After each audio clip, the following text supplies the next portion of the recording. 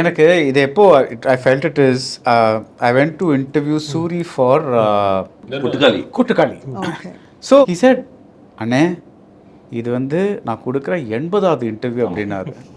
எனக்கு அப்படியே திக்குனாச்சு. ஆமாம் சார், 80 இன்டர்வியூ 80. எஸ் நான் தான் சொல்கிறேன். நீங்கள் கொடுத்துருக்கீங்களா? ஆமாம் சார், நீங்கள் குடும்பஸ்தன் முடிச்சுட்டு நீங்கள் மெசேஜ் பண்ணீங்க நம்ம ஒரு இன்டர்வியூ வச்சுக்கலாம். நான் உங்கள்கிட்ட என்ன அது படிங்க நான் ரொம்ப டயர்டாக இருக்கேன் சார், வா நான் கூட சொன்னேன்னா அதான் சொல்கிறேன். ஏன் முடியல இதுவான பிறகு நான் சொல்லிடுறேன் சார், நான் ஒத்துக்கிறேன் சார், கண்டிப்பாக சொல்கிறேன். ரொம்ப important phase of the film.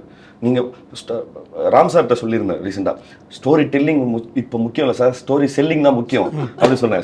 நீங்கள் எவ்வளோ தூரம் செல் பண்ணுறீங்க உங்கள் கதையை அப்படிங்கிறது ரொம்ப முக்கியம்.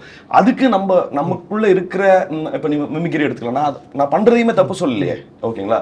நான் மிமிக்ரி பண்ணலாம், இது பண்ணலாம், பல்ட்டி அடிக்கலாம், எல்லாம் செய்யலாம், ஓகேங்களா?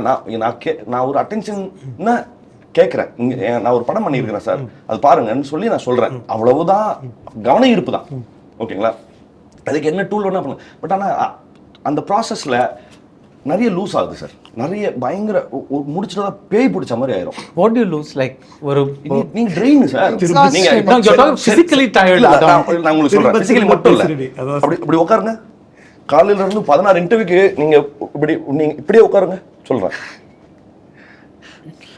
அப்படியே சொல்லுங்க சார். நான் சொல்றது இப்ப இது தப்பா கூட என்ன, இவன் படத்தை ப்ரொமோட் பண்றதுக்கு இவ்வளவா சொல்ல முடியும்.